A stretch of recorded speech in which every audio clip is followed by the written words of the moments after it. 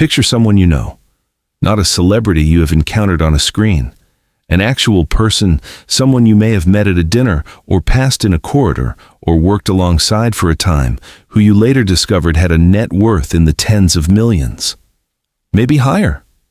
Now think about what they were driving when you first met them, what they were wearing, how they described their weekend. If your memory is like most people's, the answer is nothing remarkable. A plain watch, a car that was unremarkable but clearly well maintained, clothing that was quietly good in a way you might not have been able to articulate. They did not announce anything, they did not need to. And if you had known then what you know now about their financial life, you might have expected something different, something louder, something that matched the numbers. But this is one of the most consistent and most misunderstood patterns in the study of wealth. The people who have genuinely arrived are, with striking frequency, the quietest people in the room.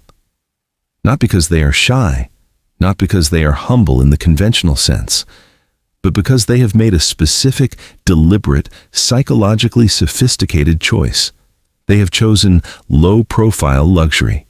And the reasons behind that choice go much deeper than most people realize. In this documentary, we are going to explore 7 of those reasons.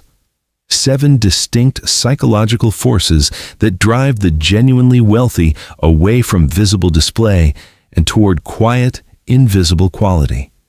Each one reveals something important, not just about the ultra-wealthy, but about the psychology of money itself. Reason 1. The freedom psychology of invisibility. There is a particular kind of freedom that most people never get to experience and that no financial article ever talks about. It is the freedom of moving through the world without being read. When you are visibly, obviously wealthy, when your car, your watch, your clothing, your neighborhood all broadcast your financial standing, every room you walk into recalibrates around you. People shift. Conversations adjust. The dynamic changes before you have said a single word. You become, in the eyes of everyone around you, a resource, a status symbol, a version of yourself that exists primarily in relation to your money. David Cheriton knows something about this. A computer science professor at Stanford, Cheriton was one of the first outside investors in Google, writing a check in 1998 for $250,000 when the company was still operating out of a garage. By the time Google went public, that investment had multiplied into something that would eventually place his net worth well above $6 billion. He continued driving an aging Honda. He continued getting his hair cut at an inexpensive shop near campus. He lived in the same modest home he had lived in before the Google windfall. This was not eccentricity. This was precision. Cheriton understood that anonymity, once surrendered, is extraordinarily difficult to recover. The freedom to walk into a coffee shop and be nobody. The freedom to have a conversation in which the other person responds to what you say, not to what you represent. The freedom to exist in a room as a full human being rather than as a walking financial statement. That freedom is what low-profile living purchases. And the ultra-wealthy almost universally understand it as one of the most valuable things their money can buy. Reason 2. The security calculus. Displayed wealth is, in a very literal sense, a targeting system. This is not a metaphor. The research on fraud, social manipulation, predatory financial advice, and in extreme cases, physical risk, consistently points in one direction. Visibility increases vulnerability. When people know what you have, they design their approach to accessing it. The more clearly you broadcast your financial standing, the more precisely others can calibrate their approach to extracting something from it. In 1971, Theo Albrecht, co-founder of the Aldi discount grocery empire, and at the time one of the wealthiest men in Germany, was kidnapped outside his office and held for 17 days before a ransom was paid. The amount was eventually reported to be in the millions of Deutsche Marks.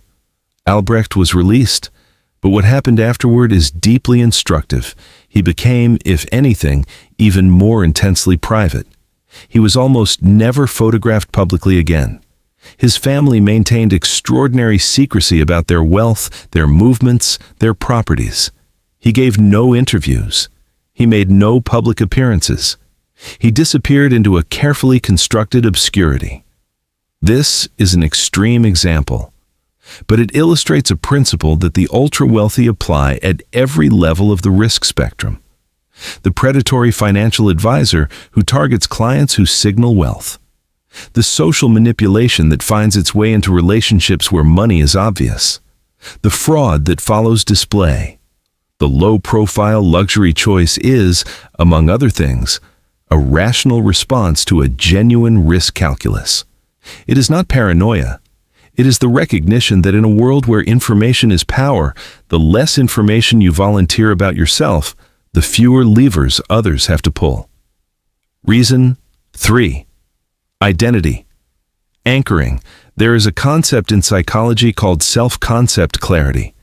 It refers to the degree to which a person has a clearly defined, stable, and internally consistent sense of who they are. People with high self-concept clarity are, research consistently shows, less reactive to social comparison. They are less moved by what others think of them. They are less driven to signal their status externally. They already know who they are, and they do not need the room to confirm it. The visible luxury good, understood through this lens, is not evidence of arrival. It is evidence of a need for external confirmation that arrival has occurred. The person who needs the logo, the car, the watch to communicate their status is, in the most precise psychological sense, using an object to fill a gap that only internal security can permanently close. Azim Premji spent decades as one of the wealthiest people in India. As the head of Wipro, one of the country's largest technology companies, his net worth grew into the billions. He was photographed on more than one occasion flying in economy class on commercial airlines, not as a stunt, not as a public relations gesture, but simply because that was the choice he made. He gave away a majority of his fortune to his philanthropic foundation while still working. His explanation of his personal lifestyle was rooted in exactly this psychology. The external markers of status were simply not things he needed. The truly psychologically secure do not perform their security. That performance is, itself, the giveaway. The person who no longer needs the room to recognize them has, in a meaningful sense, achieved something that money can support but never substitute for: a settled, unshakable sense of self. Reason 4. The underestimation advantage. There is an edge in business that costs nothing and pays consistently across every negotiation, every meeting, every deal over the entire course of a career. It is the edge of being underestimated. When you walk into a room and the room does not immediately read you as powerful, significant things happen. People give you more honest answers. They reveal positions they would otherwise guard. They make assumptions about what you know and what you can afford that turn out to be useful to you. The informational asymmetry runs entirely in your favor. Yvon Chouinard built Patagonia into a multi-billion-dollar company while being famous for actively refusing the aesthetic of executive authority. His office was famously closer to a shed than a corporate suite. He dressed like someone about to go climbing, because he often was. He answered his own phone. He hired people and trusted them, and he remained, in the way he carried himself, almost impossible to read as the person in charge. This was not accident. It was temperament, yes, but it was also strategy, even if Chouinard himself might not have framed it that way. The person who cannot be immediately categorized retains something the clearly powerful person surrenders: the ability to observe the room before the room has fully constructed its response to them. Over a lifetime of transactions, the compounding advantage of consistent underestimation is not trivial. It is one of the quietest and most durable edges available, and it can only be maintained by those willing to resist the pull of visible display. Reason 5. Attention economics and social debt. Visible wealth creates social debt at an extraordinary rate. When the people around you can clearly read your financial standing, the nature of your relationships with them changes in ways that are subtle, persistent, and often irreversible. Requests appear. Favors are asked. People recalibrate what they think they are owed. The ultra-wealthy become, in the perception of their social environment, a kind of shared resource, someone from whom it is reasonable to seek things, because they clearly have the means. The psychologist Robert Cialdini, whose research into the mechanics of social influence has been widely applied in business and behavioral economics, identified reciprocity as one of the most powerful forces in human social behavior. We are wired to feel that those who have more owe something to those who have less. And visible wealth activates that wiring immediately and without much conscious mediation on the part of the people around you. The result is a tax. Not a financial one, but an attentional one. The visibly wealthy person spends an enormous amount of cognitive and emotional energy managing the social obligations that their visibility creates, saying no gracefully, maintaining relationships that have been changed by financial awareness, navigating environments where their resources have become the most prominent fact about them. The low-profile choice protects something that cannot be bought back once it is gone, the experience of being known as a person rather than as a financial position, the relationships that form without the weight of economic awareness, the conversations that happen at face level rather than through the distorting lens of wealth. These are not small things. They are, for many of the ultra-wealthy who have thought carefully about this, among the most precious outcomes of their money. Reason 6. Quality without signal. The real upgrade. The finest things in the world do not announce themselves. This is not a philosophical statement. It is a literal description of how the highest tier of the luxury market actually works. The Italian mills, the fabric producers and craftsmen who supply the garments that genuine connoisseurs seek out, do not embroider their name across the chest of what they make. The construction is the signature. The weight of the cloth, the way the seam sits, the longevity of the material. These are what communicate to people who can read them. And by definition, very few people can. What this means practically is that the choice of quiet luxury over visible luxury is not a sacrifice. It is not settling for less. It is, for those who understand the market at its highest level, an upgrade. The person wearing the unmarked coat from a small atelier in Milan is not choosing the modest option. They are choosing the inaccessible one. Inaccessible not because of price, but because accessing it requires knowledge that money alone cannot buy. This creates a fascinating inversion. The visible logo, at a certain level of sophistication, is the product designed for people who cannot yet distinguish quality from signaling. It is the training wheel version of luxury, functional, recognizable, but fundamentally doing the work of communicating rather than the work of being excellent. The ultra-wealthy who have moved past that stage are not buying less. They are buying things that only a very small number of people will ever fully understand. Reason 7. The reverse status game. This is the most psychologically interesting reason of all, and the one most counterintuitive from the outside looking in. At a certain level of wealth and social sophistication, visible luxury branding does not communicate arrival. It communicates recency.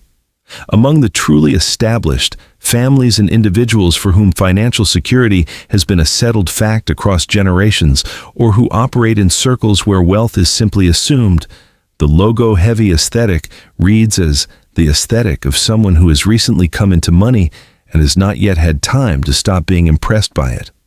The sociologist Thorstein Veblen, writing at the turn of the 20th century, identified what he called conspicuous consumption, the practice of using visible expenditure to communicate status.